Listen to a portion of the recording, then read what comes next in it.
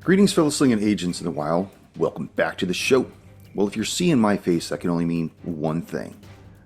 It's time for the After Action Report.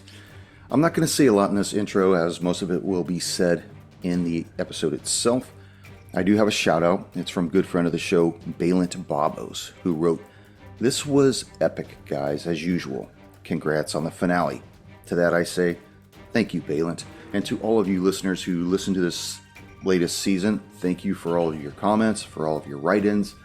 Like I said, we do it for us, we do it for you, we do it for the world. The only thing that will endure after the comet smashes into the planet. To that, moving on. Don't forget, we're going to be going into our between season break. That leaves me time that I need to finish writing playthings. You know, I love writing these homebrews, but there's a certain time element that exists when I'm writing them. I try to make them intricate enough, but that these places can also be found on a map. So obviously I take liberties with the NPCs and certain institutions, but for the most part, you can follow along. But it's also all the connecting tissue that binds the story together. The hooks, the false leads, the double crosses, the revelation that there's more than the agents were first aware of, the mythology. I don't want to shortchange either the Hard Slingers nor you agents in the wild. So thank you for your patience as I'm trying to put the finishing touches to this, and as we truly continue to bring to all of you quality listening drama. All right, it's time to warm up our dice and top off our glasses. Roll the Hard 20 presents Borrowed Souvenirs, Episode 7, After Action Report. Oh, and Katana Janavara.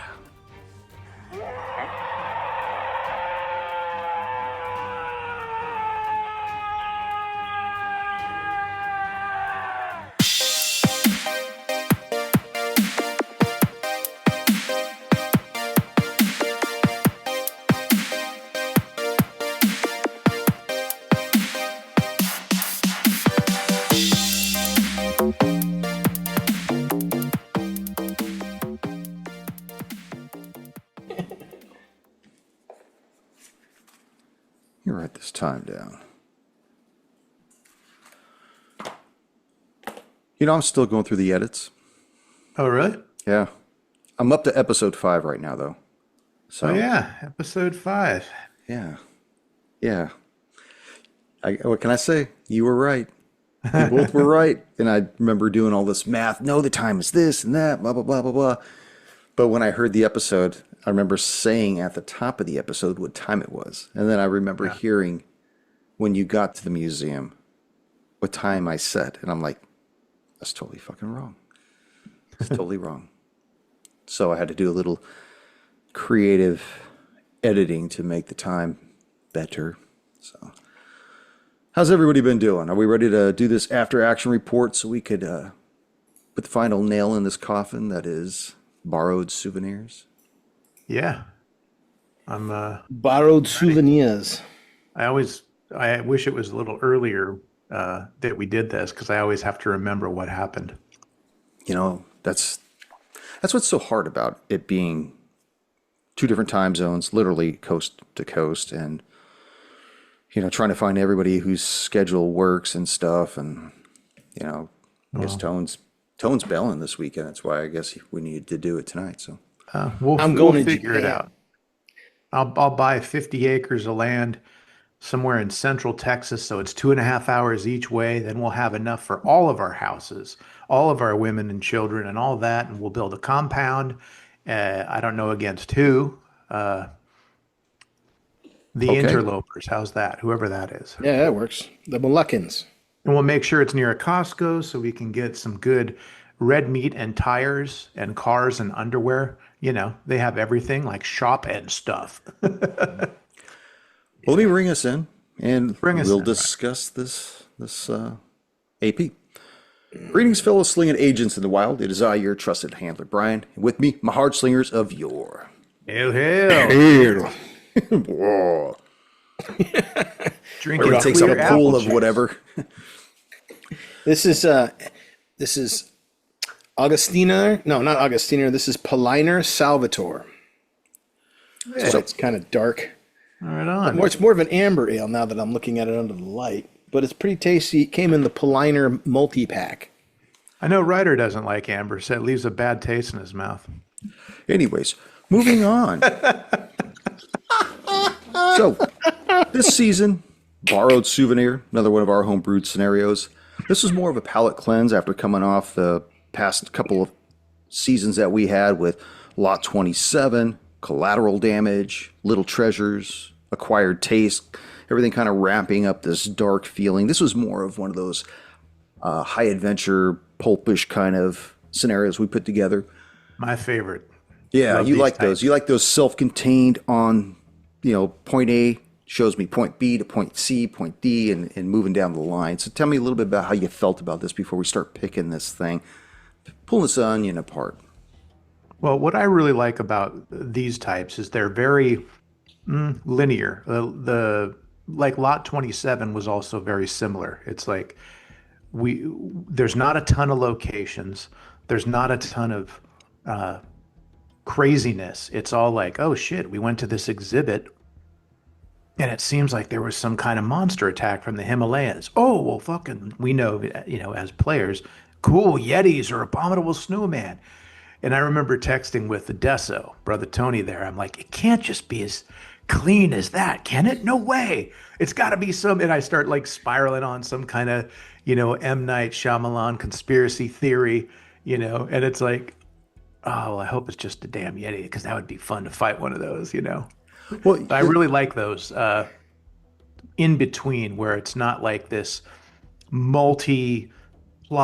It actually was quite a bit of episodes for something that seemed like so grounded, but that's what's pretty cool about it is it wasn't that simple, but it had the feelings of something that's, a little meat and potatoes, but then you dig around and you find there's a little red chili flake, little garlic, a little shallot, little, bourbon where they burned off the alcohol and you just have the taste of that. So I like that kind of stuff.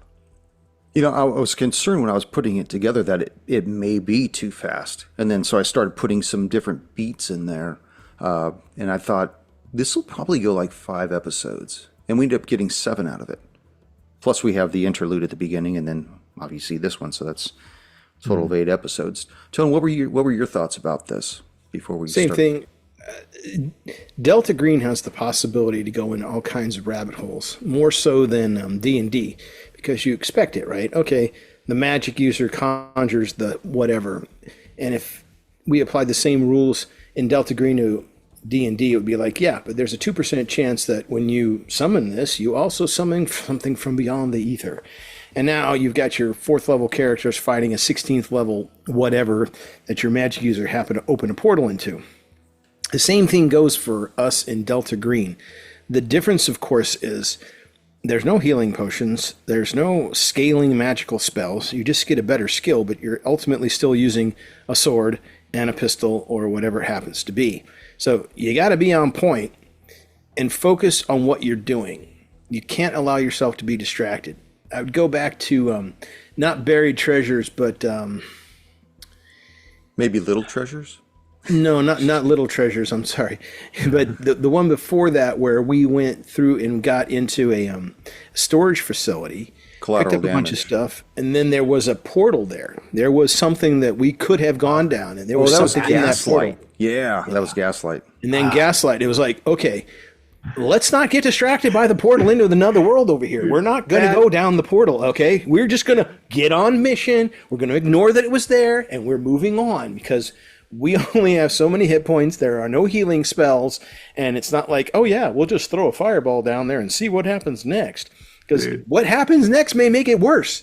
So yeah, that's what I like about the Delta interest too. Something just so random. I'm like, ooh. It takes a lot now to pull you guys off point because I set things out there to see, okay, what are they going to do? And I'll put it together what's on the other side of that hole.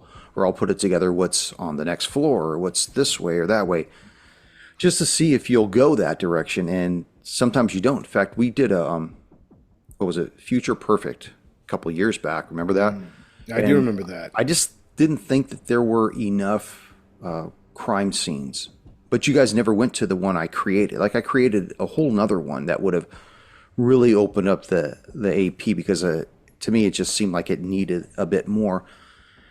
And so I ended up repurposing that in another scenario that I've got that's coming down the line that's called Rose of the Desert. So not Rosa, but Rose of Orale Rosa. Rosa. Yeah. Not like the Iron Maiden song, Juanita. Yeah. So this AP took you guys to Portland, Maine, where there was a report that there were 5, a crime scene at the Cryptozoology Museum of Truth. And I don't remember if I told you there was 5 men that were murdered there, and Heisenberg wants you to go and investigate it, get some eyes on the scene, and report back stat. Now, Tone, as a Deso, when you guys arrived at this museum, which, by the way, the Cryptozoology Museum, there is an actual museum there in Portland, Maine, this is loosely based on. So if all you slinging agents in the wild want to research that, go for it. Nerds. But I guarantee you it will not be as sweet as this one. Anyways, so as you guys made your way along the path through this museum, there were several items that were strewn about. There was a horn of a unicorn, there was a Bigfoot, there were the Chupacabra exhibit, there were some other things. And I remember, Tone, you'd asked me what was real and what wasn't, and I said that I would let you make that guess. And these are things that we can kind of talk about right now. But before we do, Sam, did you notice that there was that display case that had that burned small bipedal individual in the black and white photo and the set of teeth, and it said Mistwalker on there? Did you get I remember you saying that the photo Mistwalker was of? Do I know what the photo was of? Yes. Did you pick up on that? No, I didn't, because I was actually writing down everything. But I wrote down Mistwalker. No, there was a photograph on the wall, and it was a picture of one of our other ladies from a long time ago when she was a young girl, and at her waist she had one of those obsidian daggers. No, you got that. But the one I was talking about had the mummified, possibly burned remains of a small bipedal creature. Yeah, like it was a UFO crash. Placard, proclaiming this is the dead offspring of a Mistwalker. And there is an old-time black and white photograph of a man with slick black hair and a dark suit. Dalka. Yeah. Dalka. Yeah, so, it seemed like not all of it, but a lot of it was things that we had encountered or had knowledge of encountering, which was cool. And again, this is another, I think it's more of my problem than with the game system, is I always feel such a sense of urgency that in this one, I actually feel like I slowed down a bit and didn't blaze through as much. But next time when there's things like that, especially when there's time to do it, I want to explore more of the things and look at them and chat with, you at Deso, like, hey, is this, a Dalka, or hey, what about this? Like, all that kind of stuff. But I always I think I get really into the character and the urgency of these things, and it's like it's not on our mission. So, well, see, that takes us back when I was telling you it's so hard to pull you guys off point. That's what all this stuff was designed to do, was to pull you guys off point, because I can't just put a room somewhere, where you guys go, oh, let's go pluck this, pluck that. I had to try to draw your attention to things along this, they called it the exhibit path, basically, you're going through. And it was so that you would look at, as you're walking through, you kind of catch a glimpse of this and a glimpse of that, and you're wondering, well, is that real or is that fake? And then when you start learning who the curator of the museum is, this Baldino character, you start realizing who he is. You immediately notice that he had that ring on his pinky finger. Looks just like Heisenberg's. And he told you... like mine. Yeah, exactly. Like yours now. But he told you who made the ring for him. Now, whether or not that has any truth behind it, that's something you can investigate. Maybe in an interlude, if you wish. Lensist or whatever his name was at Old World Metallurgy. Yeah. Franco Lensist. That's it. What was it? He was at Old World Metallurgist.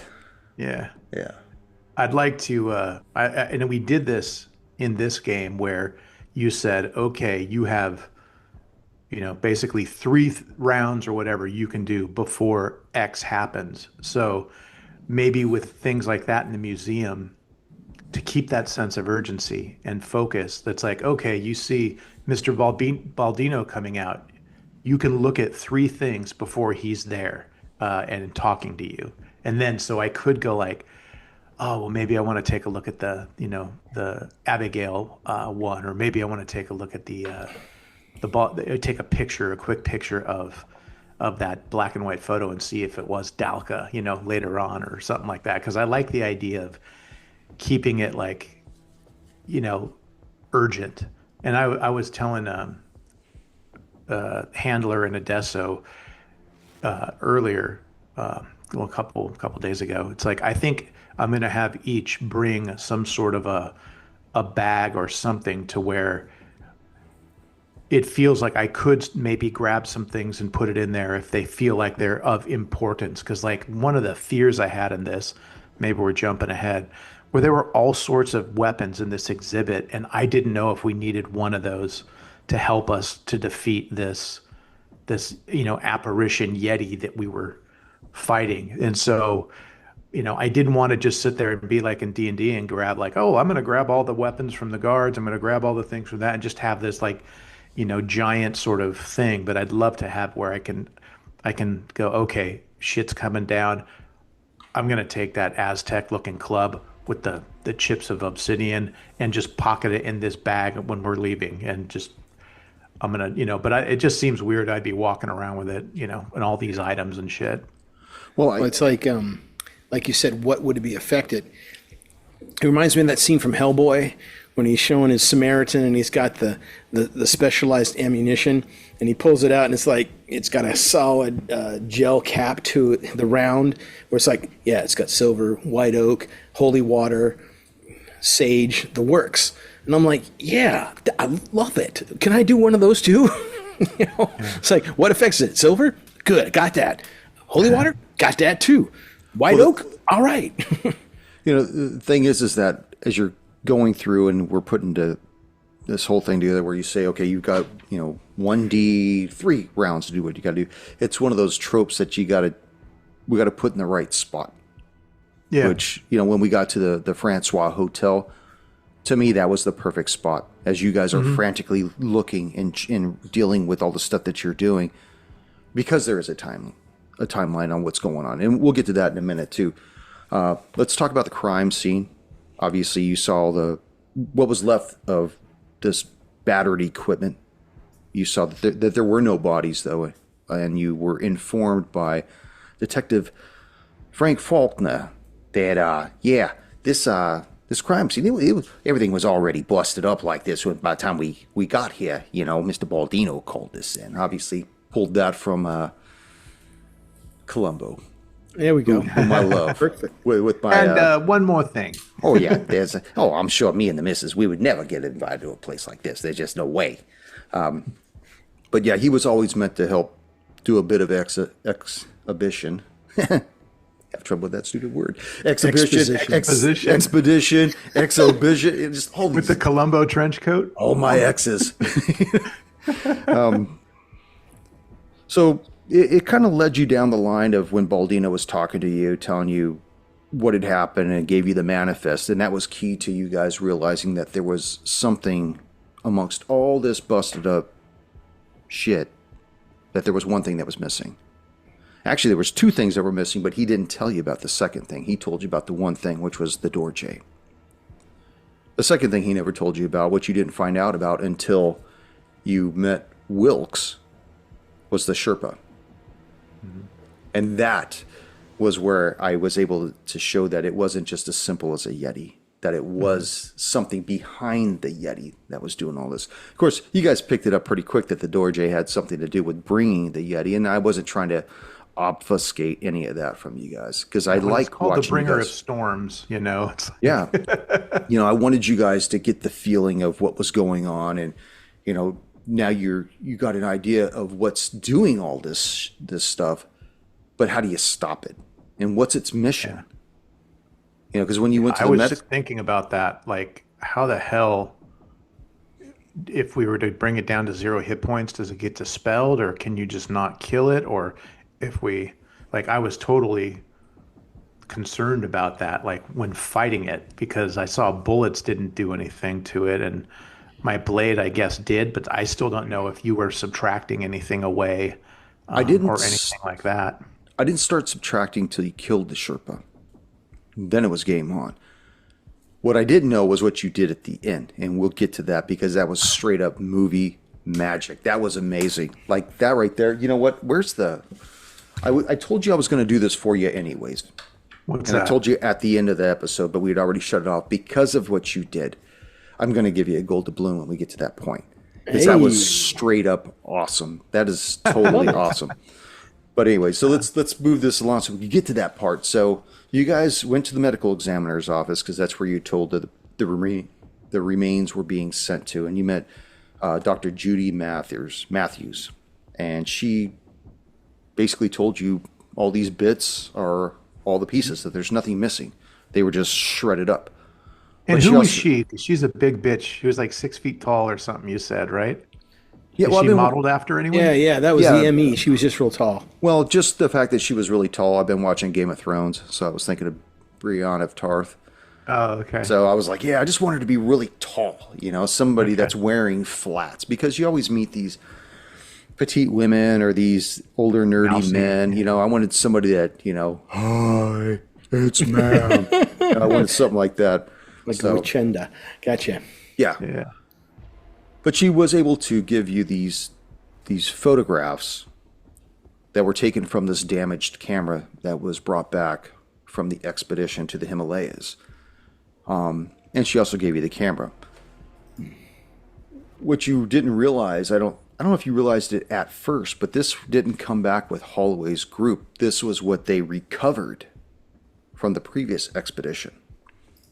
So, all those pictures showed the cave, and it showed everything going on, and then the final picture was the camera was in free fall and showed this half of a face, kind of like the whole Jaws thing that you saw in Jaws 2, Yeah. where the camera fell and it took a picture of like the tooth and the eye.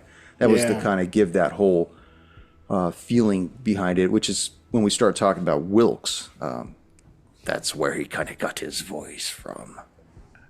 But I didn't pick up on that. no, all. not at all. In fact, I edited it out so you didn't seem so stupid.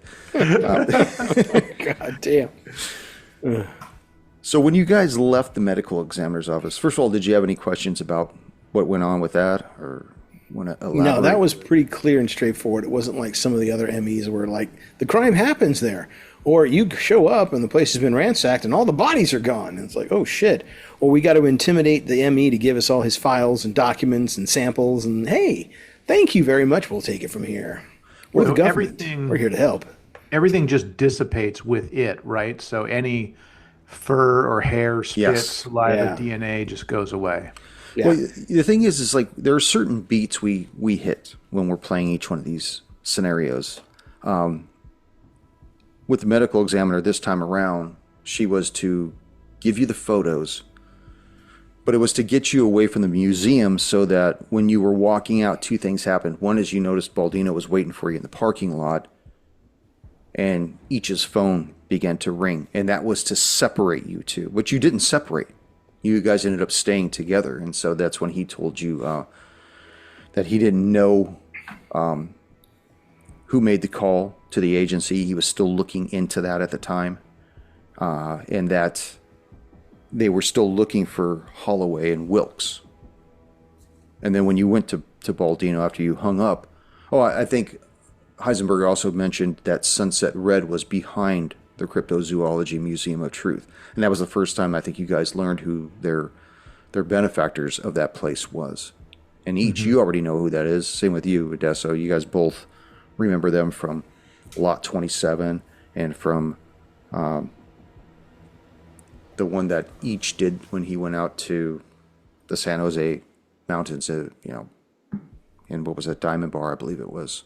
Yeah, like the desert area. Yeah, we're at Central Branches Incorporated. No, not Safe House. The other one, though. Okay. One of the things that keeps coming up, and we never get into because maybe it's just a step too far, is I'm just still trying to figure out the inner workings of Delta Green. Who's in charge? How do they have the connections to the power they do? But I guess it's kind of like an origin story that doesn't need to be told. And if you tell it, bringing our kind of leaves own, much to the imagination. we're bringing our own lore into a lot of this as well. Yeah.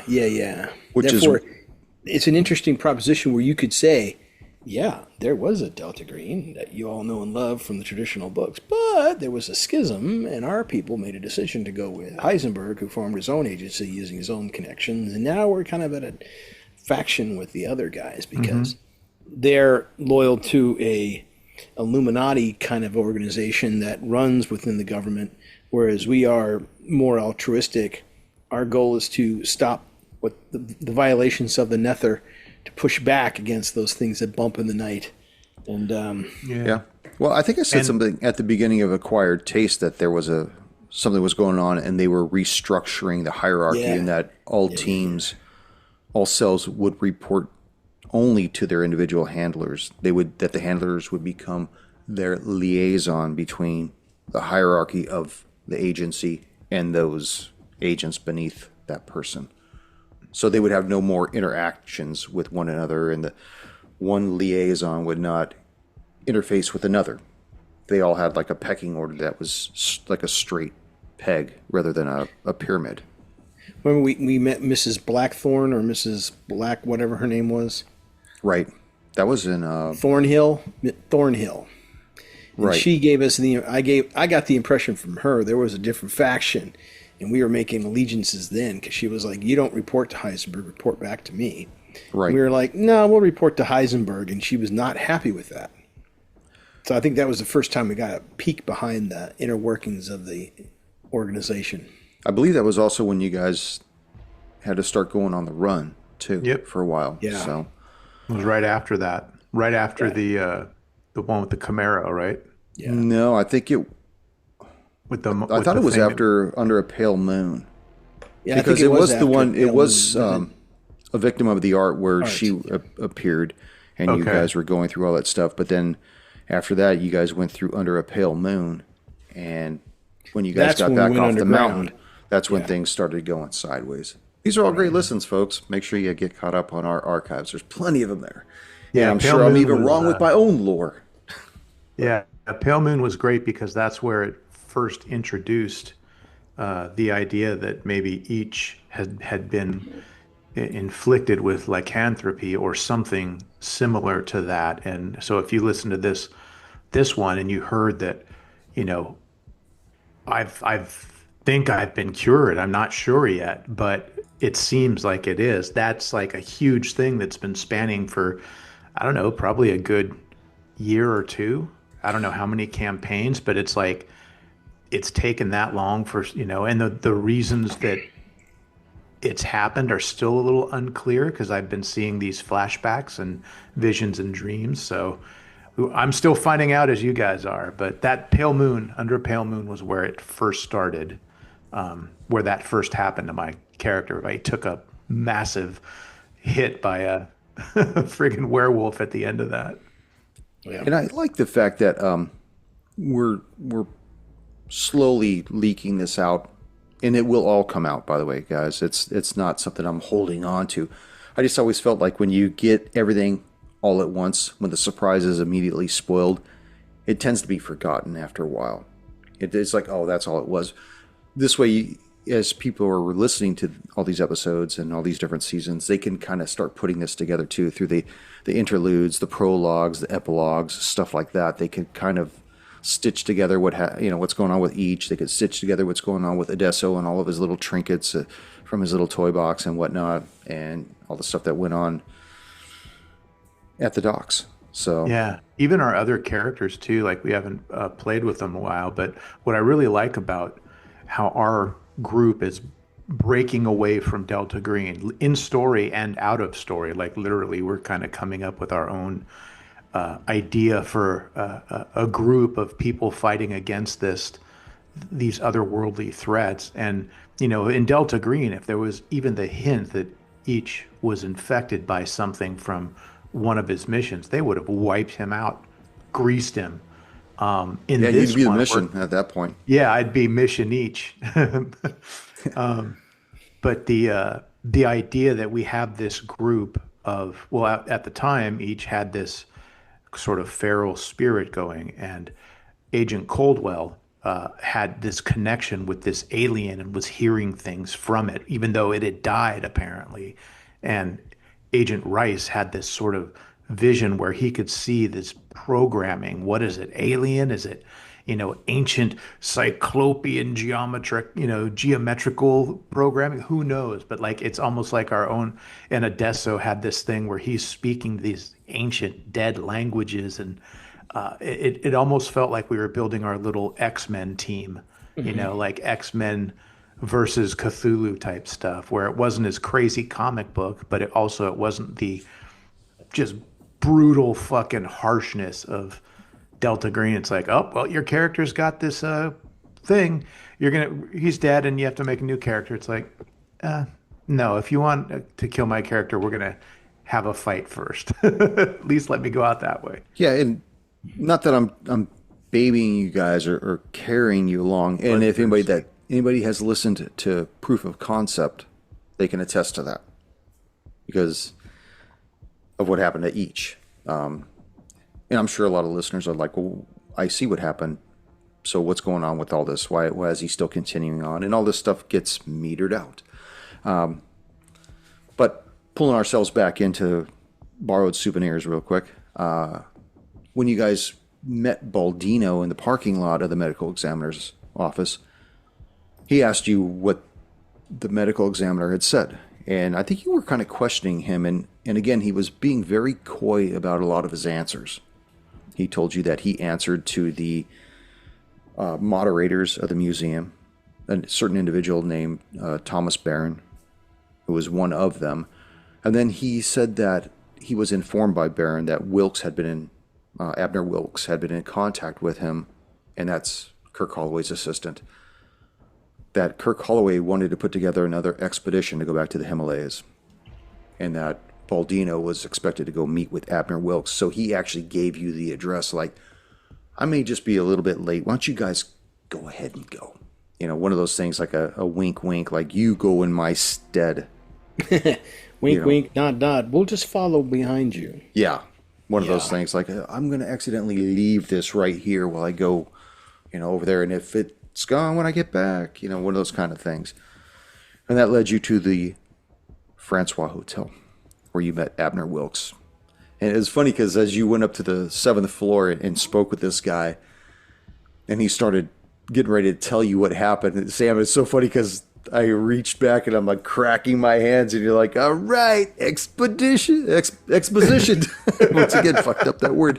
And then that's when he started playing it out, all the stuff that had happened in the Himalayas and Kirk Holloway and all the stuff that had gone wrong. And you learned about the previous expedition led by Kramer, this individual Kramer, and his team, and that they had supposedly found something.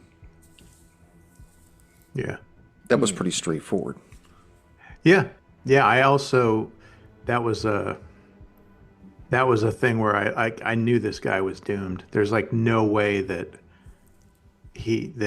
I would be able to save him, or if, I even could fight against whatever's gonna come and get him. Well, we ended that episode when you guys were walking in the parking lot and it got cold. The temperature just started dropping, and you turned around and you saw this creature climbing up the face of this. That was awesome. Just, crashing in. I was like debating whether or not, it's like, why am I going to run up there? The guy's going to be paced. By the time I get there, it's going to be gone. You know what I mean? Like, I didn't know. Why did you go up there? because I had to at least try. I had to at least see what this thing was like, because we had no idea. But we saw something crawling on the outside. 'Cause- But I didn't think that sitting around there doing nothing, trying to find it in this parking lot full of people was going to help. And that was like a gamble that I was taking because I'm like, I don't know if they're going to go up there. Because a lot of it in my mind as I was putting it together, I'm like, this kind of reminds me of Gaslight when they went and found Doc Rondal and they, that jumper, that shadow creature that he had. I'm like, Yeah. and that, remember, it took that team out that was already up there. I'm like, maybe they won't go up there. Maybe they'll just look for the guy out here in the parking lot. And you guys split up again. And Tone, you were covering the parking lot, trying to play the, getting warmer, getting colder, getting warmer, getting You colder. did a great job game mastering that one. You didn't make it obvious. It was hard to track. I'm sure that if I'd been more creative, you had already written where that guy really was. But I was clueless, and it was good that you gave me the hints of cold, warm, because I'm like, man, where is this guy? I'm thinking conventionally, which is he's got to have a line of sight. Maybe that wasn't necessary. Maybe he, through the use of the Dorja, got to see through the eyes of the creature. Doesn't need a line of sight. All he's got to be is close. How close? Half a mile? 3/4 of a mile? Mile? Who knows? I think proximity is key to it, but the Sherpa could mentally interact and say, kind of like drive this thing, go up the side of the building and go in there, and whatever's in there, wipe it out. Right. And that was this thing like a physical embodiment of like a spirit, or is it actually like a physical Yeti that's being teleported, or like what? it's is a there physical any kind of Yeti real that's logic to this? being brought into existence, and it could be dismissed just as easy as is brought into existence. Like, had Adesso not found the Sherpa in the parking lot, you would have went toe to toe with this thing. Yeah, I But, didn't like, even want to, but I had to see what, like, that's why I shot at it. I never use guns, but I wanted to see, I didn't want to engage it right away. Like that, it was mostly like, I'm trying to test the waters to see what we can do to this thing. Well, I was thinking of like Wait a the minute, Fly I found it, 2. you're saying? I don't remember finding it. I remember looking for it going, man, I have no idea where this guy You is. saw there was a silhouette that was on the corner of the La Quinta, Ah, and you started moving towards it. And as you started moving towards it, each took a shot at the Yeti, yeah. and that's when it turned around and threw that Guy's head. Wilk's head at you. Threw the It made me head think at of the like the Fly 2, and he's all and throws that body, and then it started coming towards you. Well, as you, Adesso, started moving towards the Sherpa, like he had to get going. He couldn't stay, so he had to break that connection, dismiss the Yeti, in case you cornered him, and he had to make that Yeti appear in front of him, like kill this guy. So we were playing off both scenes at the same time to see whether or not, like, if you had both been in the room, you guys both would have fought this Yeti, and if you had dropped it, it would have dissipated. Like, you wouldn't have killed it though. So that's You kind can't of really, right? It just dissipates it. You can though, and we're going to get to that at the end of this thing. By the way. okay, cool. So when you left Wilkes's remains, he had given you an address of where to find Holloway, and you. Yeah. But on your way to your car, you had got a call from Heisenberg telling you it's time that he knew who had made the call into the agency, and that it was Baldino. That at one point he was working with him, and that seemed to be playing both ends against the middle, and it was time to close him down. And you knew he was at the Cryptozoology Museum of Truth, and you guys went there. And that's when you found that he was back by the alien exhibit, which had been closed, and you didn't get to see what was in there. But on the floor was Faulkner. He was dead. Baldino had killed him. And then you guys started interacting with Baldino. And he no longer talked like this. And, well, I've been a curator here at the museum.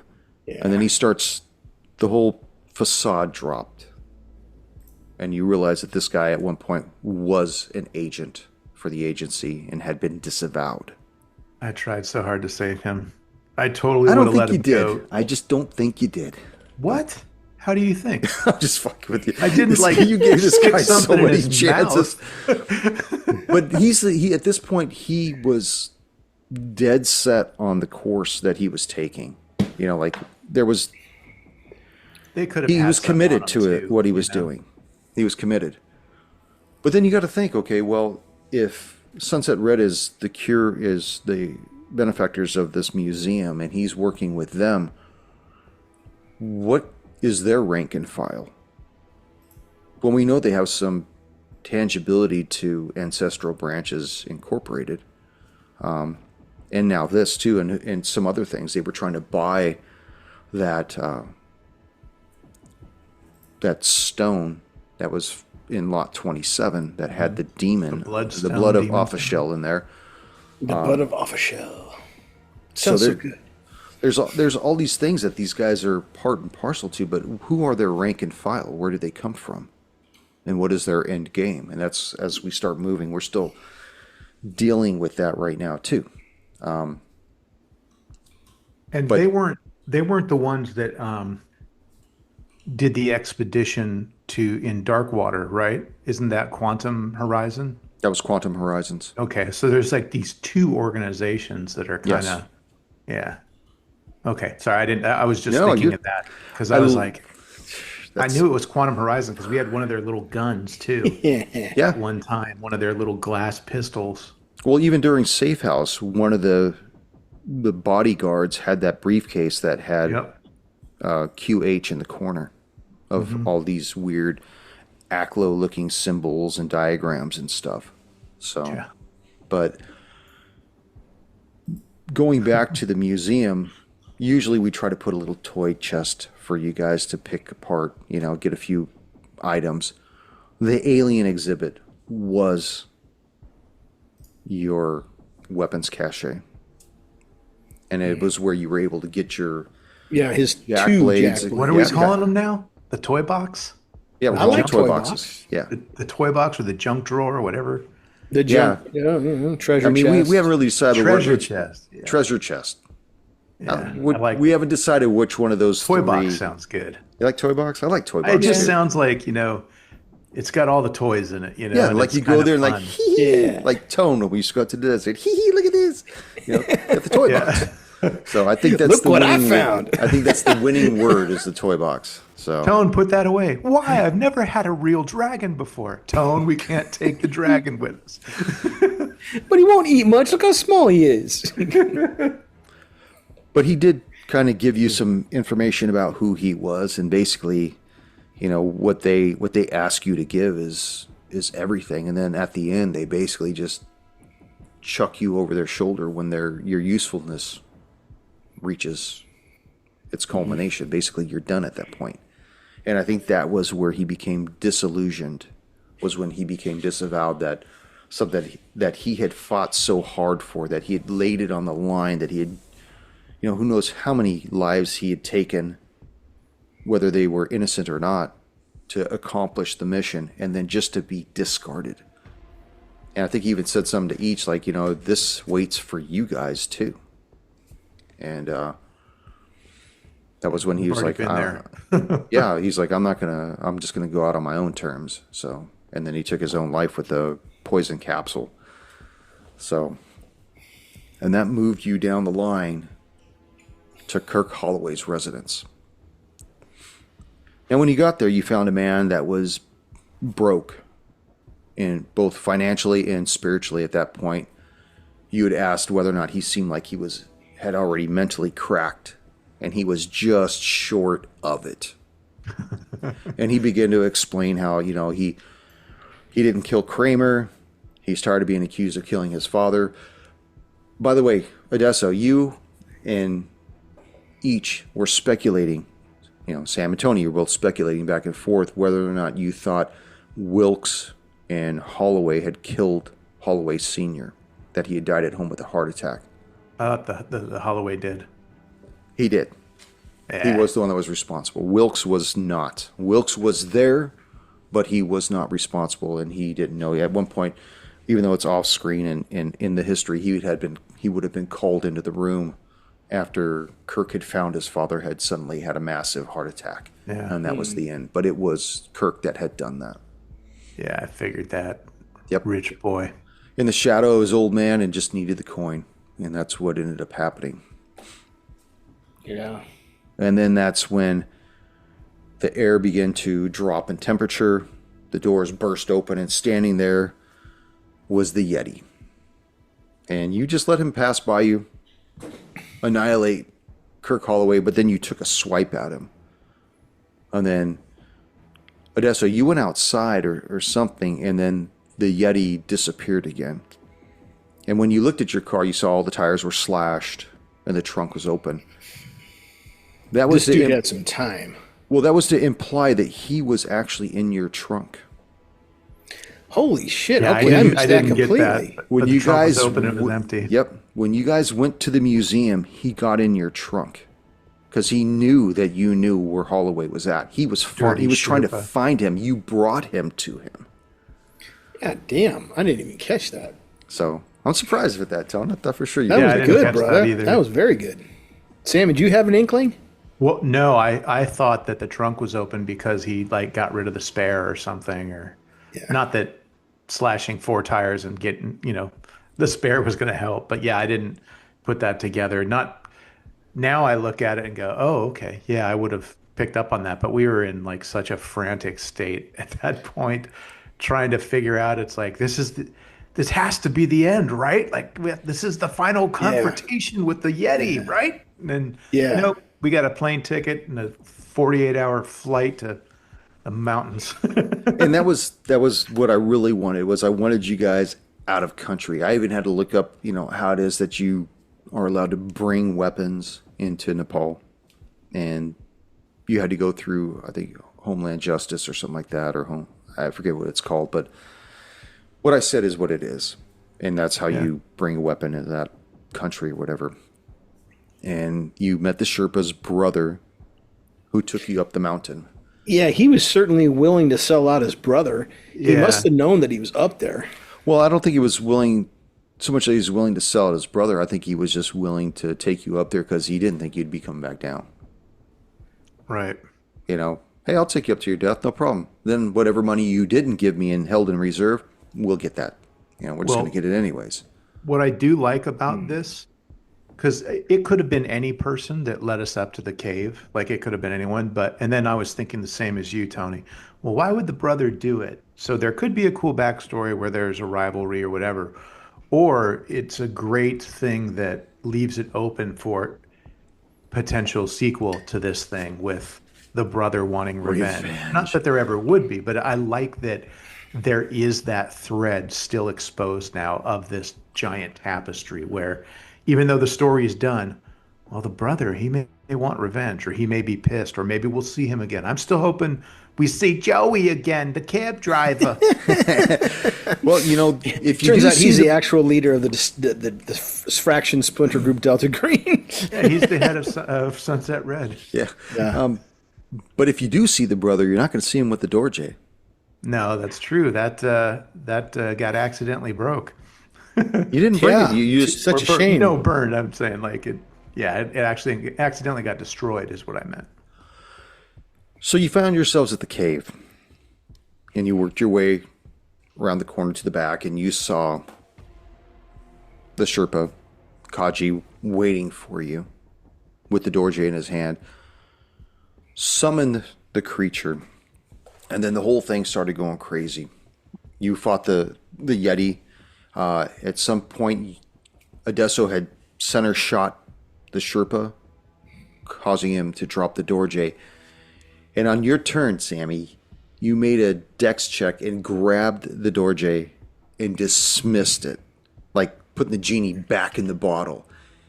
Like didn't even finish the fight. And I thought that was so cool because it was just one of those things like, here comes this paw coming down and just disappears. And like I said, for that, you do get a gold doubloon. Excellent. Ooh, Let me hear it on. clack. What you also Throw it on get, the counter. Let me hear it clang. All right, hang on a second. Yeah. Yeah. All right. Now, can I tell you real quick what my thoughts were on that? Yes. I thought for sure it was not going to do shit because, oh, that would have been too easy. Of course they're going to try it. This is how you really do it. But I got to tell you, oh, I just got little goosebumps right now. To me, it felt like one of those 80s movies where the nerd, the underdog, goes up to the prom queen and he's basically like, yeah, I don't know. Do you want to go to a movie or something? Not expecting shit. And she's like, yeah, of course. I'd love to.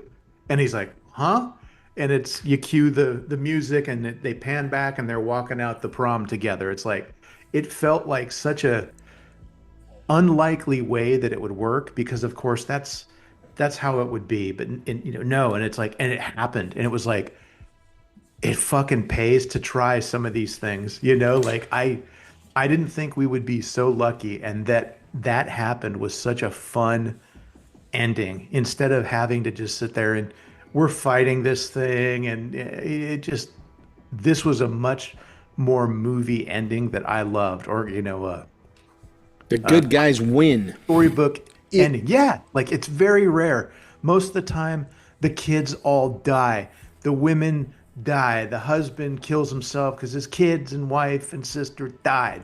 This one, it's like, oh shit, that was great. I loved it. That was such a fun ending and not the standard like you win 1 foot and you lose a mile. Well, that's why I said we needed a palate cleanser after all the darkness we've been experiencing, especially each. And it was just really cool to see you guys come out. Now, if you guys had died up on that mountain, that would have been just as awesome because I would have just wondered to see what would happen when each walked up there and found both each and Adesso dead in the interlude. What? Yeah. Each went up there to find us. Is that the temporal displacement thing? Nope. We were both up there. I understand. Ah. I just said it would have been strange to see, for me to have to put together the interlude that showed each going up there and finding each and Adesso dead. And I'll just leave that out there. However, we didn't have to have that. And the fact that you were able to do that and dismiss it, it was just such a cool thing that I was like, I got to let this ride. This thing is that's just amazing. And scene. Literally the end. Then we went to the epilogue on the back end. So with that's cool.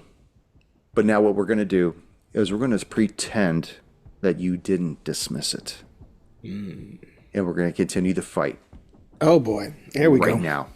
Oh, like we did with the Yes. With Gomez. I still don't get what you're talking about, each finding each. Do the fight. I'll explain it on the back end. Adesso, Okay. what's your dex? If we win, My dex is 11. 11.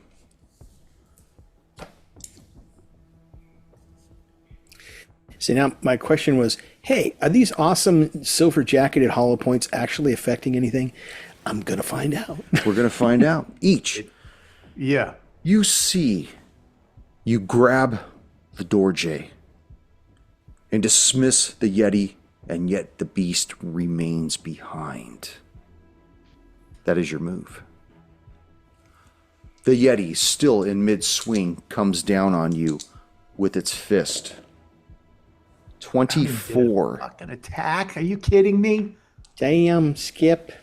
for 4 points of damage. You like how he starts it after the fact, where it could have been, oh, I don't even choose to grab the door. Adesso, you see each reach down, grab the door, Jay, scream something incoherent, and then you see the Yeti pummel down on him. You, from still at the curvature of the cave before it turns towards the end, you see the Sherpa dead behind the fire. What would you like to do? So I haven't killed the Sherpa as I did. No, he's dead. I'm saying the Sherpa's dead on the floor. Yeah.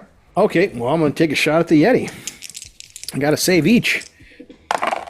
I'm no one's mistress or damsel. Shit. 78 under 56. See? Shot goes wild.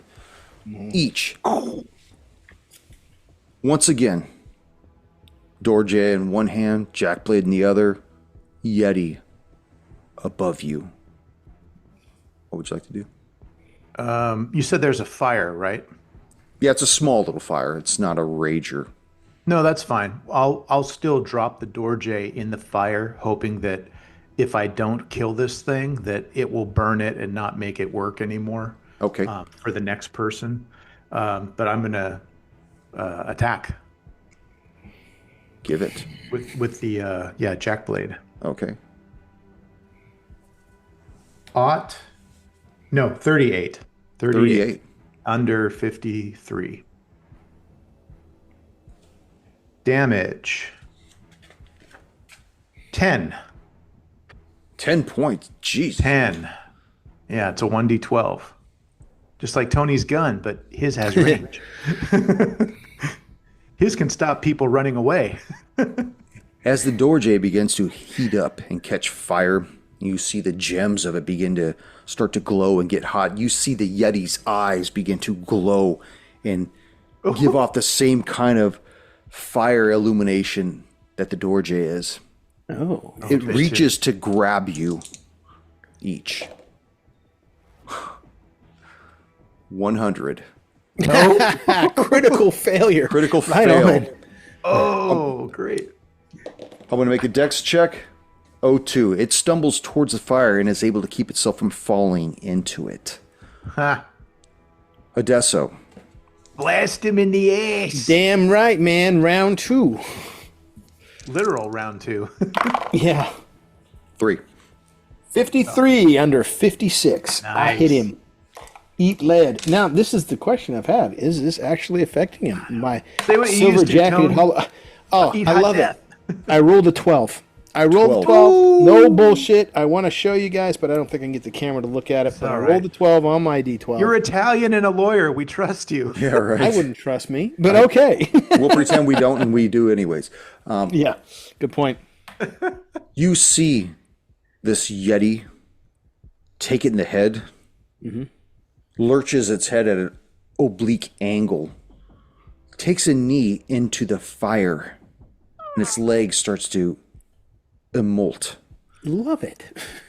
With the Dorje no longer in play, the beast has become susceptible to ethereal weapons. Sorry, Love it. material weapons, not ethereal. Whoa, where's your ghost blade? Within moments, its fur catches fire, raging up its body, blackening the cave above your heads. Eventually, you smell this burning fat and flesh and hair starts choking the cave, just getting nauseous all about you. Better get the hell out of the Himalayas, boys. And I will see you next session. So, love it. Good Now job. I got to ask. Now that the session is over, would that have been the same result if we had been using standard ammo? If I had been using standard ammo? No. Well, No. Okay. Good. let me rephrase that. All the results would have been negated because it was still like you could reduce it down to 0 hit points and it would dissipate. It Okay. could be reconstituted again. And it could continuously be reconstituted as long as that Dorje was still in the hands of someone controlling it or not destroyed at all. Like say you had found the Sherpa at the La Quinta and you shot at him and you rolled like a massive critical hit and you hit the Dorje and you broke it. It would have, the Yeti would have then been full-blown material at that point. Like it wouldn't have had the ability to disappear. So each would totally be fucked at that point. Maybe Okay. not. Good to know. We'll have to try that again. Let's roll for initiative. Anyways, Real quick, so Tone had 2 gold doubloons, I think. I have 1. Did you say those disappear after the session? they carry through. Oh, they do? Yes. Okay. Okay, because I was wondering if they do like, well, I figured the one I just got would be for the next one, but Well, you know, Tone like, used one though. I He did one for a reroll. oh, Yep. okay. So he's Because down I to missed. one. Right? Didn't like that. Yeah, he missed and re-rolled it. The idea that I was thinking of is if we wanted to say they dissipate, or they disappear, we could say, okay, so you had an extra gold doubloon. Okay, that gives you 1d4 plus 1 or whatever it is. on a roll to any one of your abilities that you have.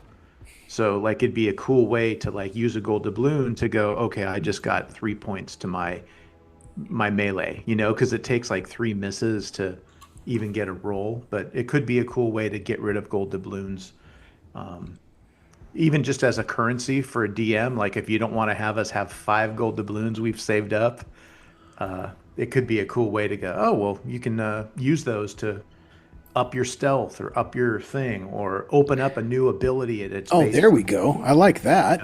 Yeah, we'll take talk about 5% that off off the air score. and see how, we'll run through some of those logistics. We'll play I test remember that. Koosh at one point had like 4 of them, and I drained them down in one setting. Like I didn't even realize it. He was asking questions or doing certain things, and he kept using the gold doubloon to offset it and get the answers, but they were draining him out of him. But he's like, I got a bunch of these. I might as well spend them. And it was kind of cool to see him put them in play. Yeah, So, I want him to be more important than that, though. I understand, but what I'm saying is like I'll get you to spend it. Maybe not Tone, but Yeah. because he makes those make him cry, make the gold doubloon cry. No, don't take it away. You hoard these like gold, like a goddamn dragon.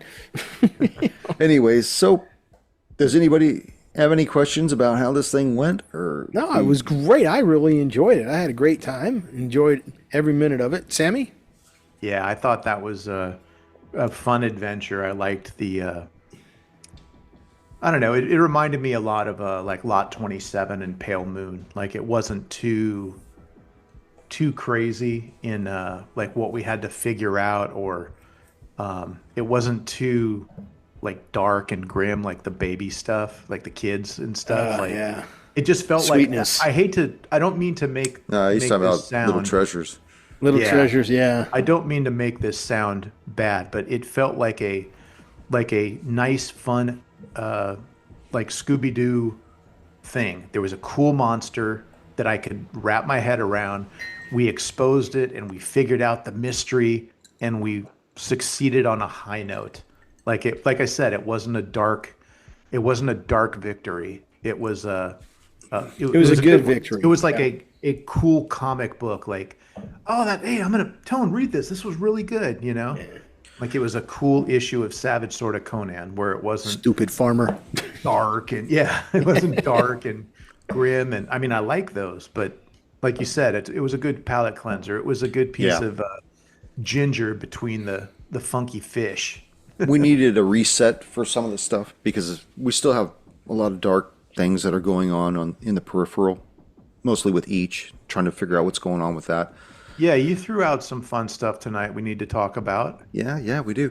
But the next It one, just blows over it. the next one, which is tentatively called Playthings, that'll bring us back to form again. That'll be dark again. So, and I'm looking forward to this.